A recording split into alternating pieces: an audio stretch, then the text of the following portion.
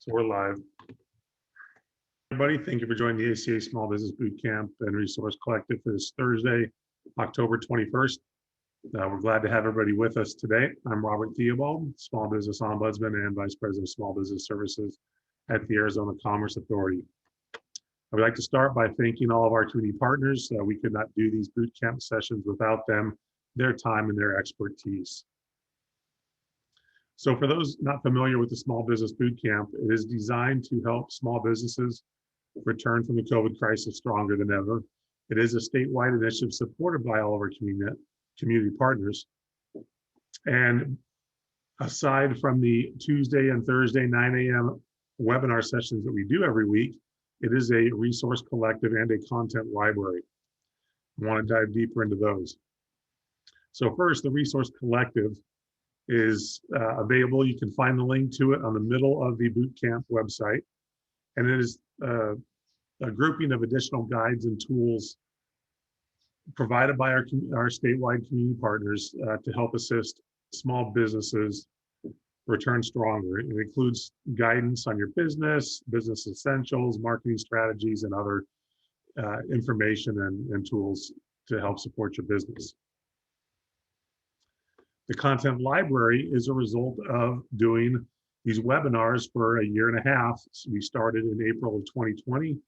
We're approaching our 200th webinar, and we record nearly all of them. And so we have a collection of over 180 sessions. You say 140 here, but it's actually closer to 180 recorded webinars and presentations, and the resources that those presenters provided, available to you at no cost and available anytime you want to go back and look at them. You can find them in the archive section on the Bootcamp website. And it's an opportunity to look at new topics that you may have missed or review a specific webinar that you wanted to attend but couldn't make the 9 a.m. time, or identify other areas of learning you want to understand to help run your small business. So again, this is a great tool. It's a massive content library available to everyone that accesses our website. Additionally, we have a couple websites we want to mention. The state's COVID information and resource website is arizonatogether.org, and you can find everything related to COVID-19 on that website.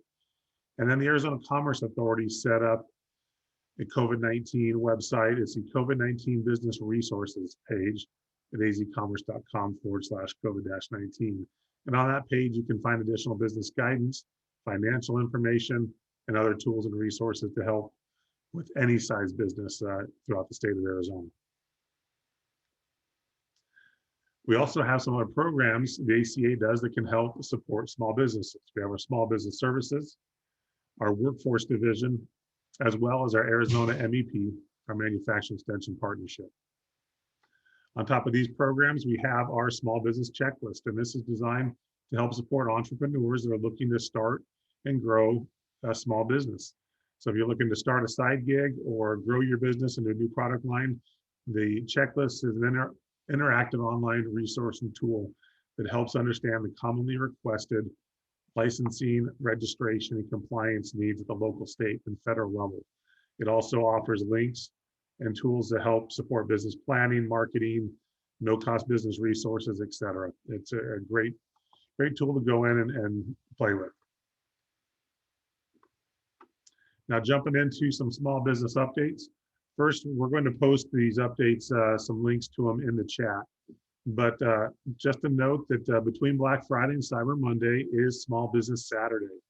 And so we're going to post an article in the chat that lists how small businesses can take advantage of Small Business Saturday and get your name and listing on some of the information that will go out for that nationally. Also, we're going to post a link for the Good Business Contest /grant. It is a small business, good business contest and grant that First Bank is putting on. Unfortunately, I just found out about this and it closes tomorrow. So you may want to take a look at today to see if it's something you want to throw your hat into, but there is an opportunity to get some additional funding there. And then just a reminder about the Economic Injury Disaster Loan Program and the Employee Retention Credit. Those are two great programs that are still available to small businesses. So with that, a quick look at these upcoming sessions. We have our PPP loan forgiveness today, our legal session, our top 10 legal mistakes on Tuesday next week. And then on Thursday of next week, we have our business on TikTok, your business on TikTok. The following week, and first week in November, we have how to handle haters as people deal with the stressed out customers during the holiday season. This session will help us understand how to work with those clients. So it's going to be a fun session. And then on Thursday, November 4th, we have our 200th Bootcamp session. We're extremely excited about this session. We're partnering with the SBA on this as part of their National Veterans Small Business Week programming. We're going to have a Veterans Business Programs session. So please attend this. It's a special hour-and-a-half session because we have a lot of great participants and content in it. Again, please join us for this one, and also let anybody you know that's a veteran entrepreneur or a veteran that's looking to start their own business, have them join, because these are going to be tools that are available not just in Arizona, but also some of the tools are nationwide. But it's going to be a great session, so please join us for that one. And with that, we're going to turn the time over to Alex Magianis from Prestamo CDFI. He's a business leader, business advisor, and PPP lead officer. We did a boot camp with Alex a month or two ago in Spanish. He definitely knows his stuff when it comes to PPP, so we're excited to have him with us today. So Alex, I'm going to stop sharing my screen and let you go ahead and get started. Thank you so much, Robert. Always a pleasure to be here with you guys. I'm going to start sharing my screen, and I can't wait to start talking about the small business, the payment protection program. So I just want to say once again, thank you for allowing me to be here. I'm sure can you guys see the screen? It's not in presentation mode. It's not in presentation mode. Here we go. There we go. Yep, that looks good. Yeah, so today I want to do a quick review of what actually is the payment protection program, or better known as the PPP. And then I want to move into what it takes in order for you to get full forgiveness of your PPP loan. So, as you may know, during the beginning of the pandemic in 2020, the SBA launched this program in order to help small business owners keep people on payroll, whether it's your employees or yourself, if you are a sole proprietor or a small business owner of a small business owner. And so that's what the payment protection was and still is. However, there's no more, the funds have been depleted, so there's no more funds that are being dispersed to owners. But right now we are all in the phase of the forgiveness. And that's what I want to talk about today. Just some housekeeping items today. If I really encourage you to keep your questions in the chat, and we're gonna review those at the end. I want to go through the first half of the presentation a little bit quicker, because just a quick review of what the PPP is. And then I want to spend more time on the application process and how to go through the forgiveness application.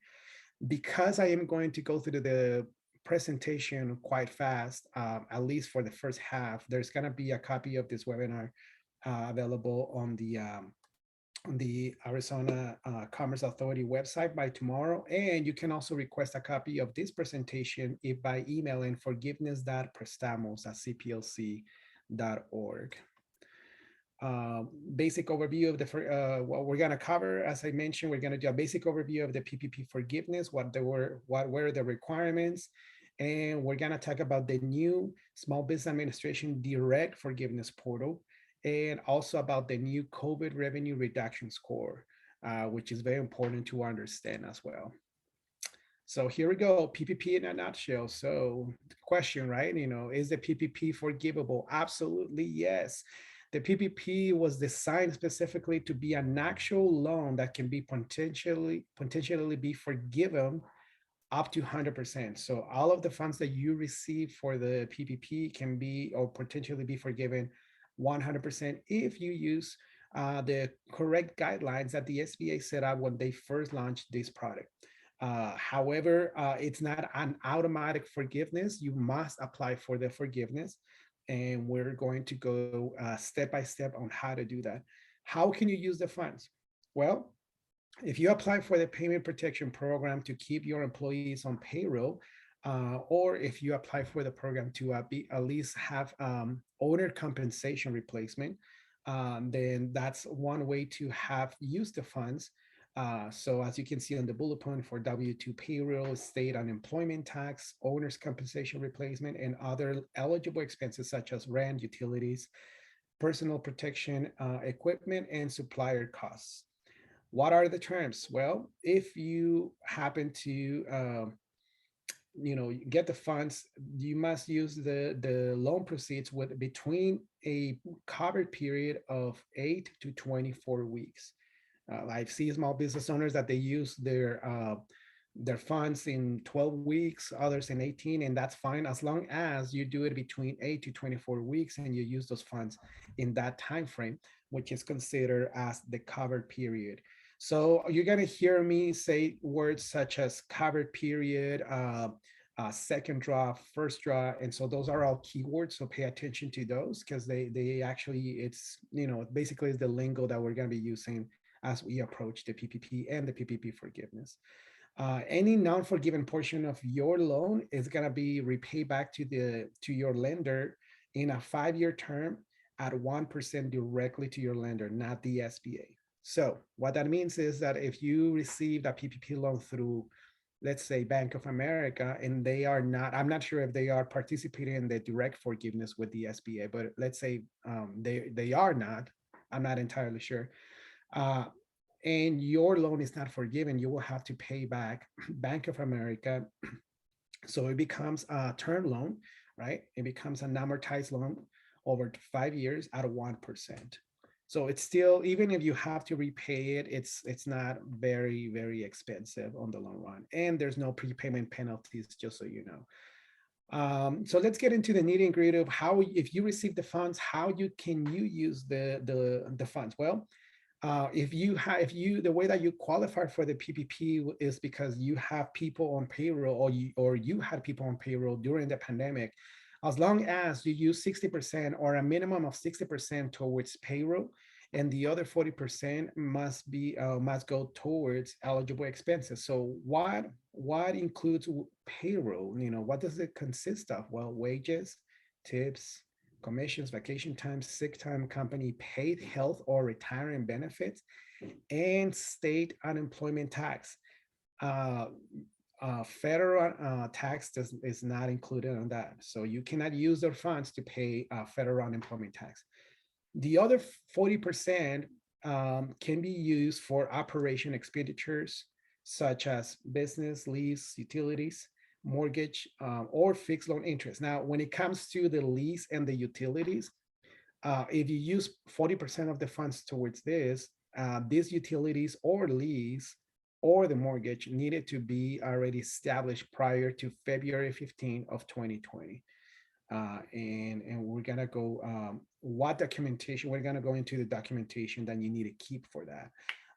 The other eligible expenses could be software. Many businesses had to purchase software like Zoom, the one that we're using right now, in order to provide their services to their clients and customers via remotely. So if you had to buy cloud computing, human resources, or maybe you had to hire, a payroll company, right? And even accounting needs, those are part of the eligible expenses. If you own a restaurant, right, or any type of property which through you that you used to provide your services and products, any software damage costs or damages related to the public disturbances during 2020, and you had to rebuild, maybe repair a window or anything like that, 40% can be allocated towards this.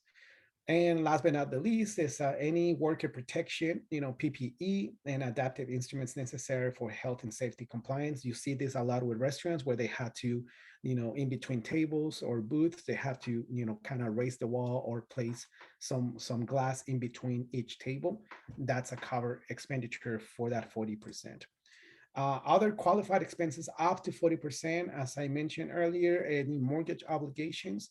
And it's just a little bit of redundancy here, of something I already mentioned. It has to be any real or personal property incurred before February 15 of 2020, same with the rent obligations, and same thing with utility payments. Utility payments do include electric, gas, water, telephone, transportation, and internet access. The one thing it does not include, if you have to move your services to a home office, it's things like HOA, trash, those type of utilities, or bills are not covered in that 40%. And I mentioned that because we do get that question every once in a while. Other qualified expenses, let me see, business software, we mentioned that, accounting, payment processing, such as payroll processing services, HR, inventory, and then supplier costs. Anything that you had to buy in order to keep your business moving and operating, that's part of the 40% that you can use. And obviously cover worker protection as well. Forgiveness for self-employed individuals. This is super important. I think it's worth mentioning that on the previous slides, if you have 1099 employees, right? Maybe you're a contractor, right? And you hire, every time you just need people and you pay them, cash or check, right? And you haven't filled out a W-9 for, at the end of the year, you give them a 1099. The PPP cannot be used to pay those employees or contracted employees, right? If the way that you qualify for the PPP is because you actually have people under payroll using W-2 employees, then you can use the PPP funds to pay these employees, but not 1099. And it's worth mentioning it because a lot of people are using the funds to pay 1099 employees, and that's not going to cover you. So you are becoming ineligible for forgiveness. If you are a self-employed, right? If you are, a DBA, Alex Magallanes doing business as, and then the commercial name, you can use up to 100% of the loan proceeds for owner compensation replacement. In other words, to pay yourself. The cover period in this type of case, in order to be eligible for full forgiveness, you must use the funds in a minimum period of 11 weeks. Instead of a minimum period of 8 weeks, you need to use it in a minimum period of 11 weeks. So between 11 to 24 weeks. What documentation do you need to keep on your records, or anything that it's going to provide that you use the funds for owner compensation replacement? So maybe you're doing transfers on a weekly, monthly, bi-weekly basis from your business account into your personal. Keep those records, keep those bank accounts.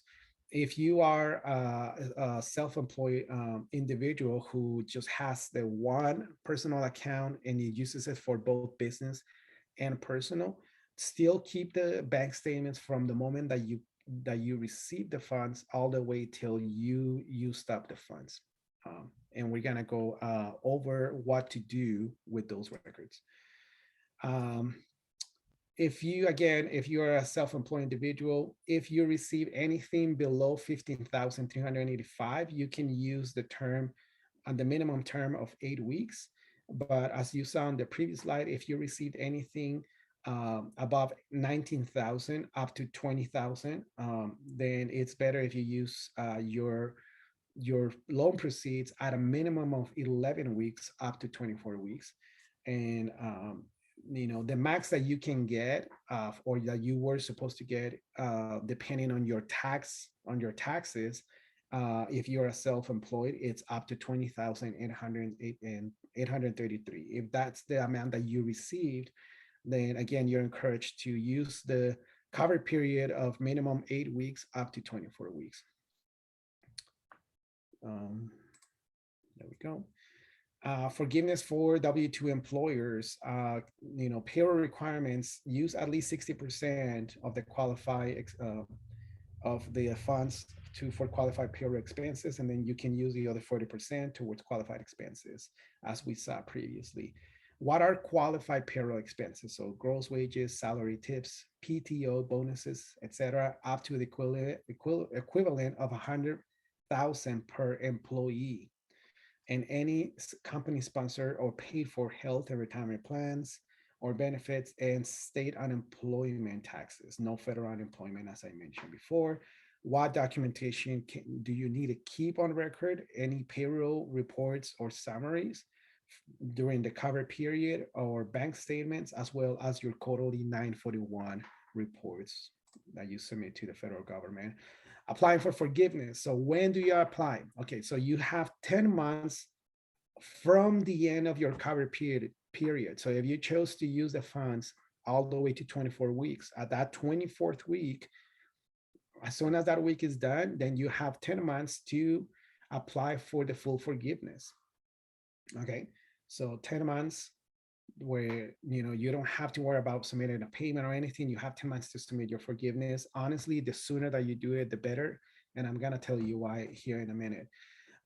What do you do in order to apply? Well, first, if you received a first draw, there's that term, that's a keyword. If you received a first draw during 2020, at the beginning of 2020, and then consequently you receive a second draw later during 2020 or in the beginning of 2021, you must apply for your first draw first and then apply for the second draw. Okay. Or if you already used the funds for both first and second draw, then you can apply at the same time. It's fine, but it has to be two separate applications. You cannot do one application for both draws. So you can apply for both at the same time, as long as you used up the funds and you submit two different applications, which, to be honest, the direct forgiveness portal from the SBA makes it very easy to differentiate which one is what. And so we're going to go over that here in a minute as well. What documents are required? Well, the SBA Form 3508 and its variations, it's the form that is going to be filled out during the forgiveness process. That's the forgiveness application. Some businesses are no longer required. If you received a second draw, you're no longer required to provide evidence that you had a 25% or more reduction, because we now have the SBA is providing the new COVID reduction score, which I'm going to talk about in a minute. And what does that entail and how it works. Prior to the score, if you receive a second draw, you needed to provide evidence that you had a 25% reduction, 25% or more in gross receipts, reduction in gross receipts during 2020 compared to 2019. And that would qualify you for full forgiveness. So, but that is no longer required if your business falls within a community where this score has been implemented. Okay, so applying for forgiveness, this is where we're gonna start getting into what I really wanted to get into, the step-by-step of the application. Number one, how do I apply? Well, now again, as I mentioned before, the SBA has now this direct portal, or it's called the direct forgiveness portal, if your lender is participating. Okay, that's the big if. So if your lender is participating in this SBA portal, then you can go now directly to the SBA portal and submit your application. It literally takes 10 minutes or less to submit the application. If your lender is not participating in the direct forgiveness portal, then you must submit your forgiveness application directly through your lender. The SBA portal is only for any small business owner who received a PPP loan under 150,000. If you received a loan above 150,000, you must go directly through your lender. Can I use one application for all my PPPs? Unfortunately, no, you have to do one application for each draw. How long does the process take? So this one I want to touch on. So you have 10 months, right, to submit your application. Once you submit your application, the lender, whether they're participating or not, if they're not participating, you're submitting your application directly to your lender. Uh, or if you submit your application through the direct forgiveness portal, either way, the lender has 60 days to make a recommendation to the SBA. So the lender receives a notification, they review the application, and then they make a recommendation based on what they see to approve your forgiveness 100%. What happens? Many clients are receiving an email saying, hey, your loan has been recommended for approval with the SBA. And a lot of people think that that's the end of the process and then you're forgiven. And unfortunately, that's not the way it works. A lot of people confuse those emails, at least with us in Prestamos and Chicanos por la Causa. We every time we recommend an approval, the client does get an email automatically that says that we're recommending. But unfortunately, a lot of clients misread or they mistake what they're reading into believing that we are fully approving them when that's not the case. We're only making a recommendation. And so we have 60 days, or the lender has 60 days to make the recommendation. And then once they submit that recommendation to the SBA, and the SBA now has an additional 90 days, and these are calendar days, just so you know, these 90 days to make the final determination. What happens in those 90 days? Well, the SBA may request for you to submit additional supporting documentation.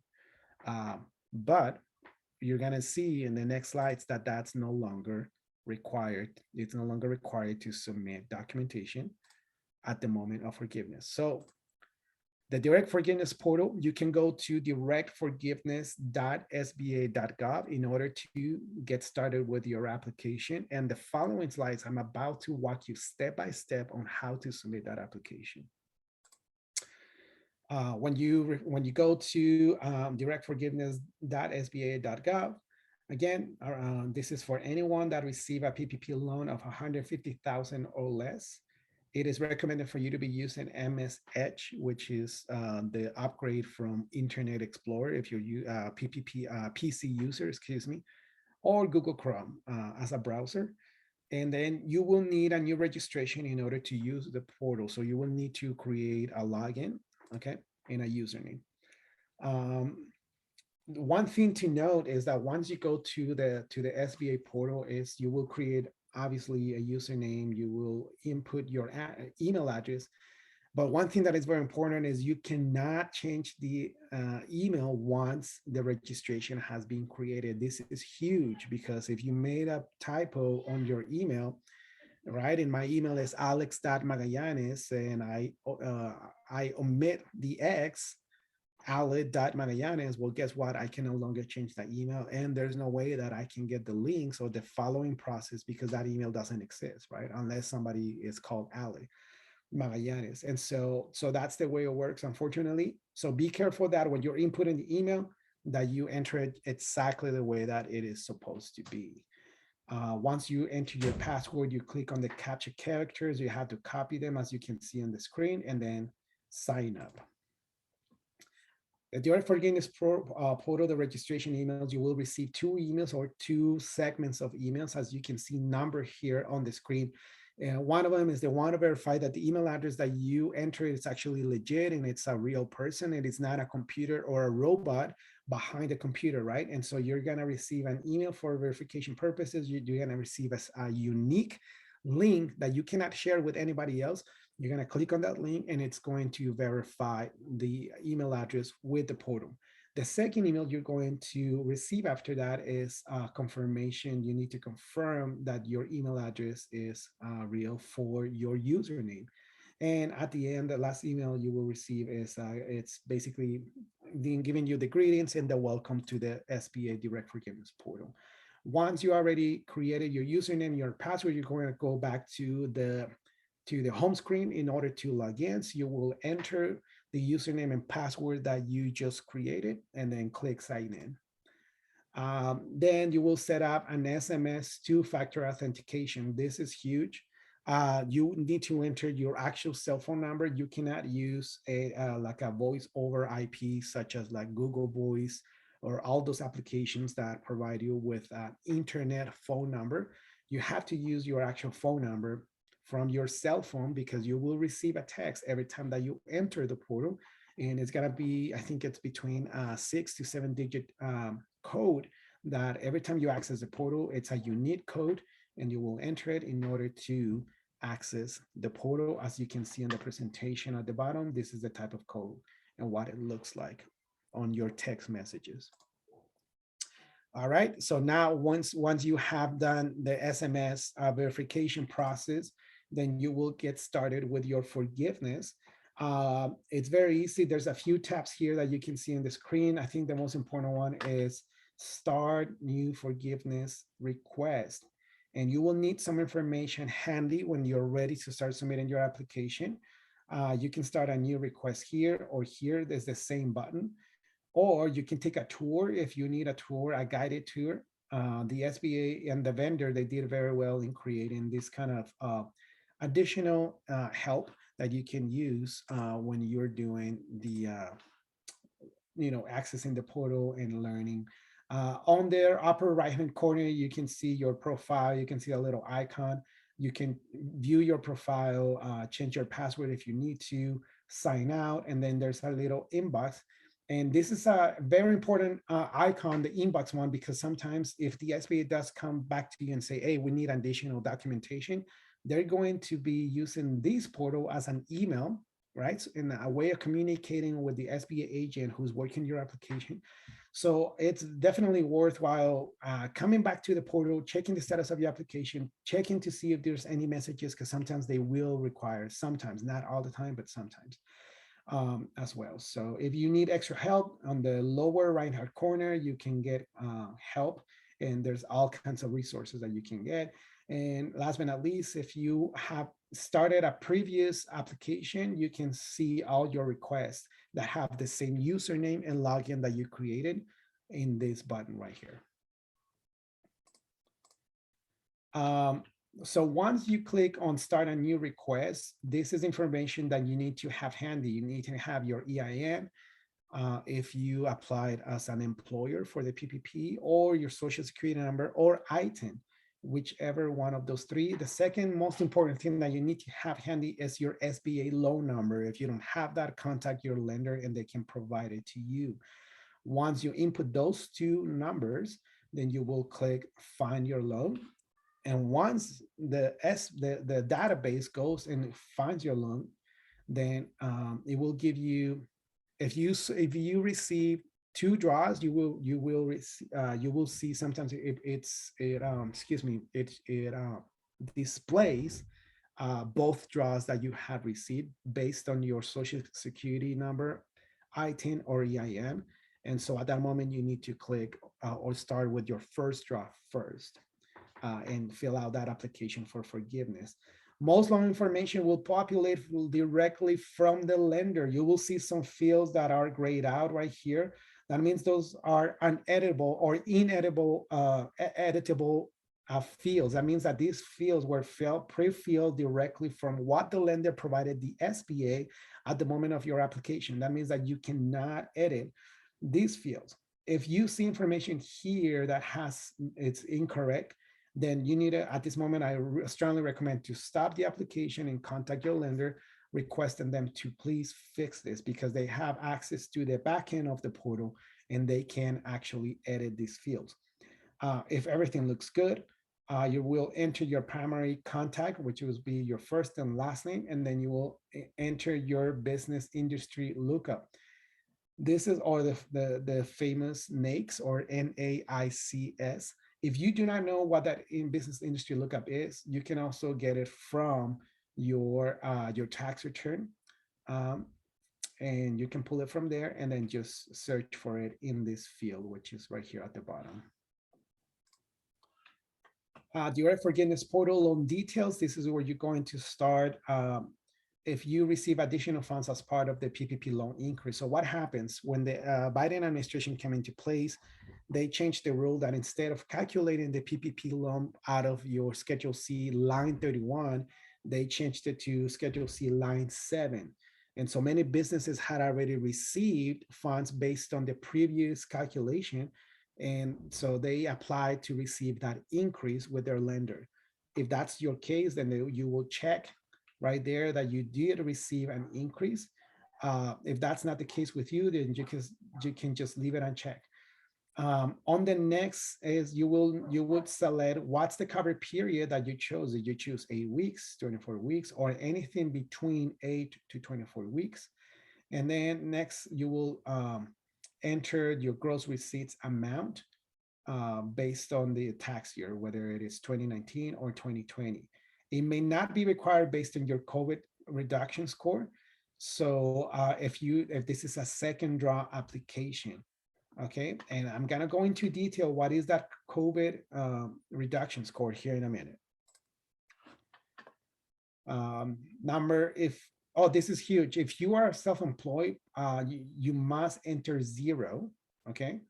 If the way that you qualify for the PPP loan is because you actually have employees during the moment of the application, then you will enter how many employees you had at the time of the PPP loan application, and then you will enter how many employees you have at the moment of the loan forgiveness application, or the moment that you're filling out this application. And number 3, you will select yes or no on the drop down, and you will enter number 4, the amount that you spent on payroll. If you use 100% of the loan proceeds that you receive, you enter the exact amount that you receive on the loan proceeds, because that was all spent for payroll. And then you will enter the requested forgiveness amount. Now, this is huge. Make sure that the amount that you enter for the requested forgiveness amount is the exact amount for your PPP loan, unless you are not requesting full forgiveness. Let me tell you one thing. Some of these applications that do not match are being put at the very end. And so if you just don't want your application to be put at the end of the stack, make sure that you enter the requested forgiveness amount matching what you received on the PPP loan. And then the rest is demographic details. You add demographic if necessary, and then you click select. Once you come to the next screen, as you can see, it's a 3-step process. You can see the bar in which section you are at the top of the screen.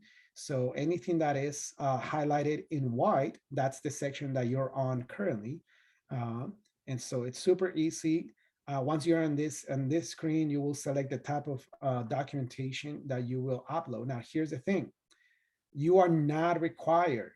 Okay, so most of you are not required to submit documentation.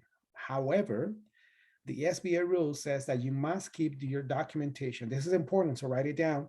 You must keep your documentations for a minimum of 6 years. Oops, my apologies. So please, if you see a notification like this on the next screen, no documents required. Okay, don't upload documents if you're not being requested. If you are being requested, then please upload them. Most of you will not need to upload any documents, but again, you are required to keep those documents on record or under record for 6 years. If you need to upload documents, these are the type of formats that the portal will receive: PDFs, JPEGs, JPGs. So there's different formats that you will see, and then you will upload it in the next section. And the one thing is that you have to upload them one at a time. You cannot upload as a bulk. The type of documents, let me see. Yes, so once you have uploaded the type of documents, you must categorize them, if you will. What's the type of document that you have uploaded? If you are ready to submit on the next section and you're missing one document, you will have to go back to the previous step and upload the rest if you are being required to upload those documents. The type of document from drop down, new document, and select choose file. That's basically the steps on how to submit the documents. And so you will repeat the same step over and over for each document. Once you click next, you're gonna go to the final step of the summary where you're gonna see your information, the business name, the TIN or tax identification number, what is your SBA loan number, so on and so forth, your address and your contact information and the amount that you are requesting for forgiveness. If this amount that you see displayed here is less than what you received, then you probably did not enter the right information on the first tab for the loan details. So please go back and make and match to the amount that you received. Once you submit and continue to electronic signature, you will be taken to a Docusign where you're going to be able, where you're going to be able to request, sign electronically. If you withdraw the request, all the information that you have filled out, as you can see, where's the button for withdraw request?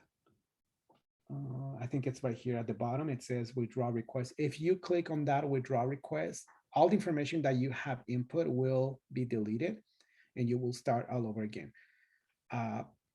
If you need to, when it says previous, we'll go back in unsubmitted application to allow edits. I think it's definitely worth it. Go back to the different tabs and make sure that everything's filled out correctly. So before you actually hit submit, this big blue button right here, here's the thing. Once you submit, you cannot go back and make any edits. You will have to contact your lender and they will have to withdraw the application and you will have to start all over again. So that's just time consuming. I really don't recommend it. So just take the time to go back through each tab and make sure the information is correct before you click the submit and continue to electronic signature. Once you click on that, continue to electronic signature, you will have a review of the specific missing items if there's any. So you will have basically a list and a big red bar that says, hey, you're missing some items. So it's pretty cool because if you did miss something for whatever reason, it will give you a link. If you click on it, it will take you directly to that item that you need to fill out or you're missing something. And that way you're not looking around, spending time trying to find what the portal is telling me. Well, the portal was created so that you just click on the link and it takes you directly to the item that needs your attention before submitting. If you have several of these, you have to do the same for each item. The next thing, once you're ready and every item looks good, everything looks good, then you will be taken to the Docusign where you will click first, agree to use electronic records and signature, which is this little check mark right here on the left-hand corner.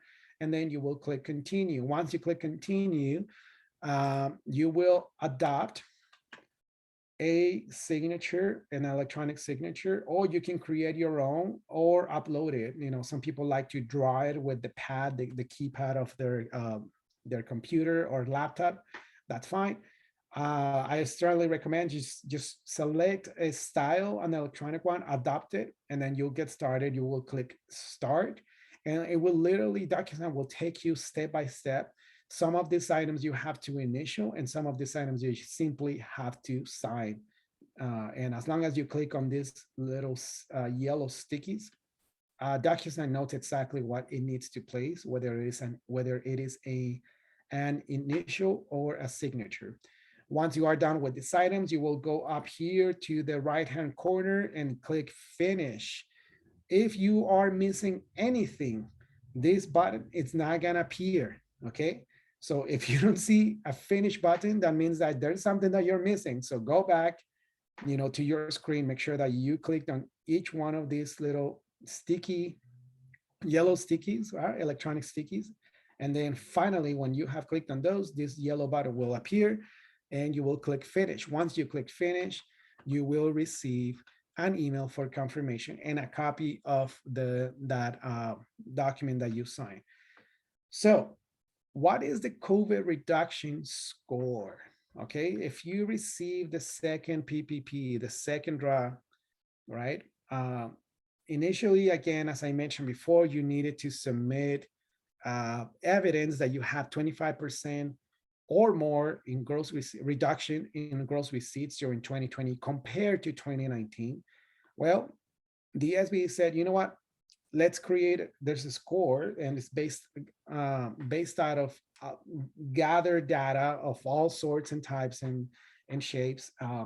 And basically, what they said is like based on this data, the area where your business is operating, most businesses in this area did have or did experience a 25% reduction in gross receipts.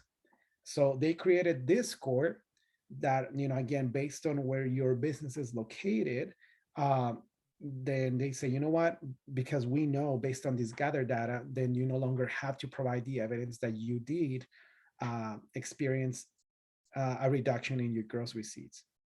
So this really streamlines the forgiveness process for all second draw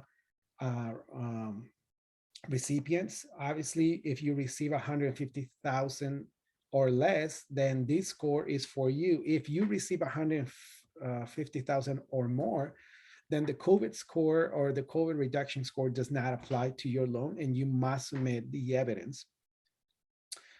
Again, this score was created by an independent third-party SBA contractor that developed the COVID revenue score, or simply now known as just as a score, based on the variety of inputs including industry, geography, and business size.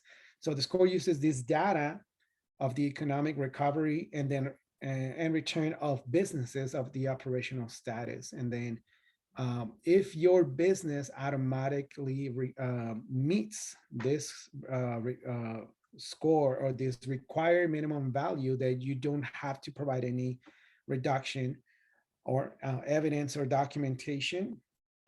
Some businesses actually do, the score doesn't validate, based on the gathered data and the economic recovery, the industry, the geography. And so some businesses, even though they receive less than 150,000, they still have to provide that 25% reduction evidence. If you are one of those businesses that you have to provide that reduction evidence, it's very easy. So you have to, as long as you can prove that one quarter of 2020 compared to the same quarter of 2019, when the comparison done, there's a 25% reduction, then you automatically qualify for your second draft forgiveness application to be forgiven. Okay, so that was like a tongue twister, so I apologize. But yeah, basically, at least one quarter of 2020 compared to the same quarter 2019. If you open your business or establish your business during the first quarter of 2020, then what the SBA will do, if they are requesting you for that evidence, then they're going to compare that first quarter to any of the quarters of the rest of the year during 2020. That's the other way to do it. This is a little bit more of the same information. If you need to know more about who is this third-party contractor and how they went about creating this score, which is basically based on Consumer Demand Recovery Index, and then really combines multiple data sources, and that's how they came about this score. I'm not gonna spend a lot of time on that. When you receive the webinar or replay this webinar or receive the slides, you can read more about it. Things to consider: if you are not required to submit any documentation, please do not submit any documentation. If you decide to submit your 25% the reduction evidence, then guess what? You override the score, and then now if the lender reviews that 25% reduction evidence and determines that you were not eligible, then you just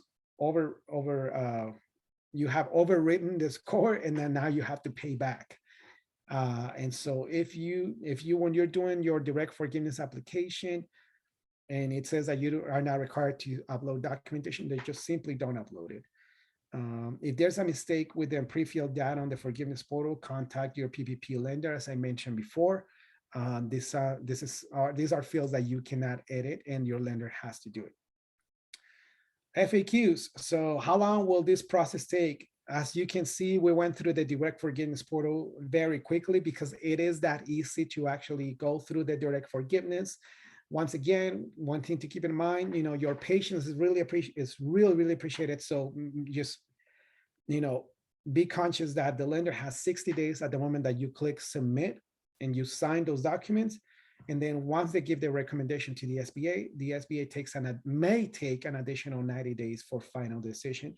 What if your lender's not participating? As I mentioned before, you must go then and submit your application directly to your lender. If your loan was more than 150,000, that's an automatic lender direct forgiveness application. What if you have an idle advance? The idle advance is no longer withheld from your PPP forgiveness amount, right? So many businesses receive anywhere between $1,000 to $10,000 in idle advance. That's no longer withheld from your PPP forgiveness. Can you pay 1099? No, I mentioned before that no 1099 contractors are considered W-2 employees. So please do not use your loan proceeds of the PPP funds to pay 1099. Only pay your W-2 employees. If you have any additional questions, please write this number down, 877-552-2692. That's the SBA's Direct Forgiveness Hotline. If you need assistance in a different language other than English, they actually do have, I believe, a minimum of 9 different languages and people that are fluent in those languages, including obviously Spanish. So if you need assistance in a different language, call that number and you will be given the opportunity to choose your language of preference. You can inbox the SBA from your forgiveness portal, as well as as I mentioned on the little inbox icon. If you have questions, please email us to forgiveness.prestamos@cplc. I totally forgot in the beginning to introduce myself, so I really apologize for that. But I am, again, Robert did a great job in introducing me, but I am a business advisor with Prestamos CDFI, or Community Development Financial Institution. We are a division of Chicanos por la Causa, and so we serve the community through lending and technical assistance to small business owners, as well as through the Women's Business Center. If you want to learn more about Prime, we have additional resources.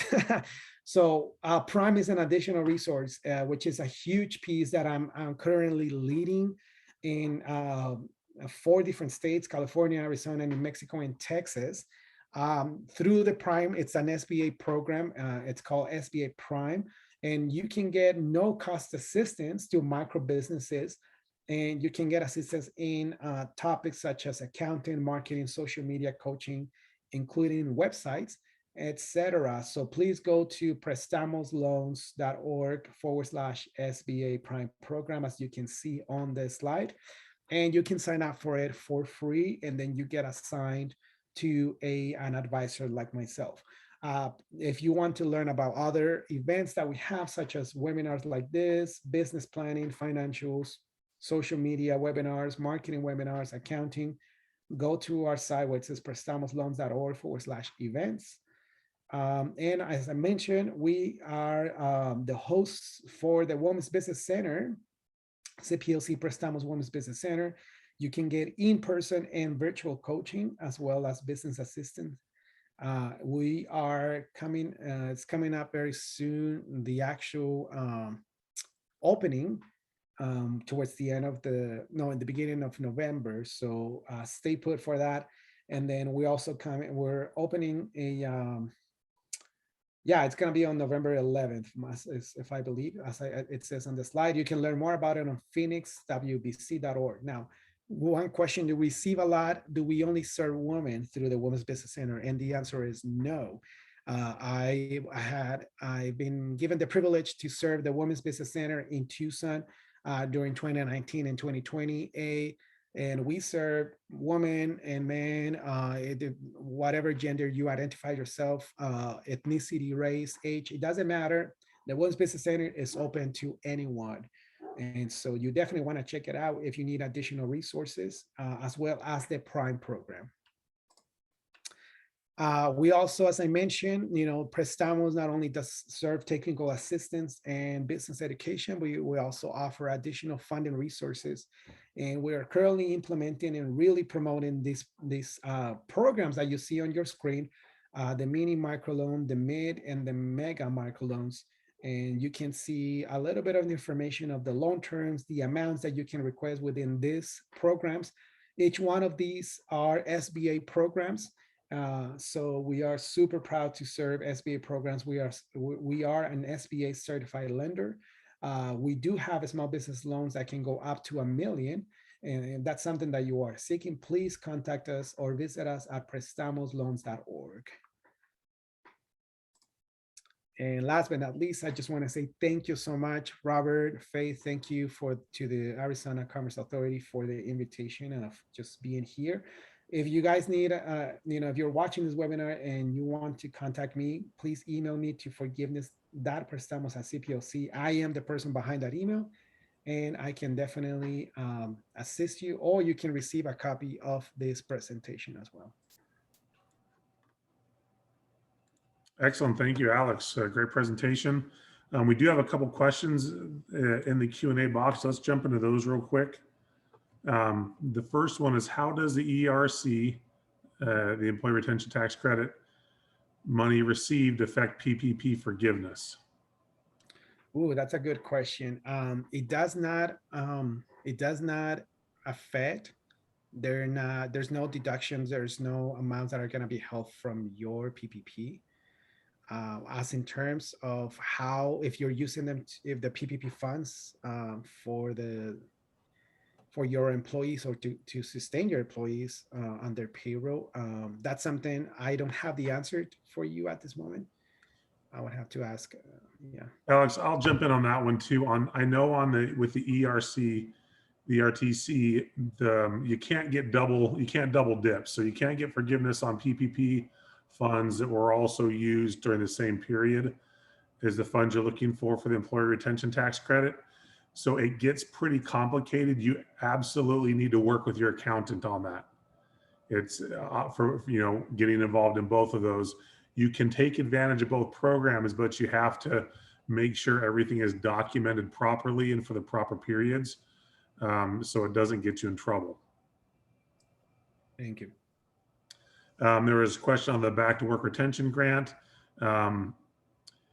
If you saw the press releases, the governor added another $5 million to that program, and that was to assist in the applications that were already in the system.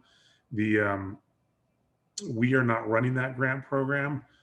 We were just sharing some information on it. If you applied for it, on the eCivis page where you did the application, there is a contact tab, and it has the email address for the team that is running that program, and you can email them and they'll get back to you pretty quickly.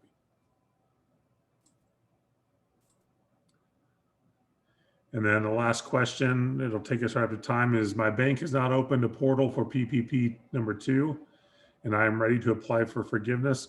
What can I do? Yeah, so I think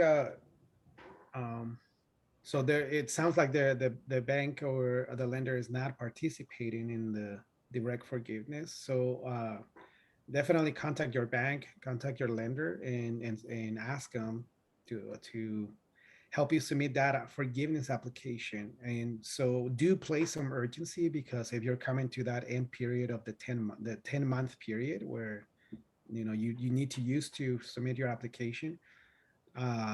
And so you can also find the application on the SBA. So if you receive below 150,000, you can use the SBA form 3508S. Super easy. It's a 1-page application plus obviously the instructions. Just use that, take it to your bank, requesting to please submit it to the SBA for forgiveness.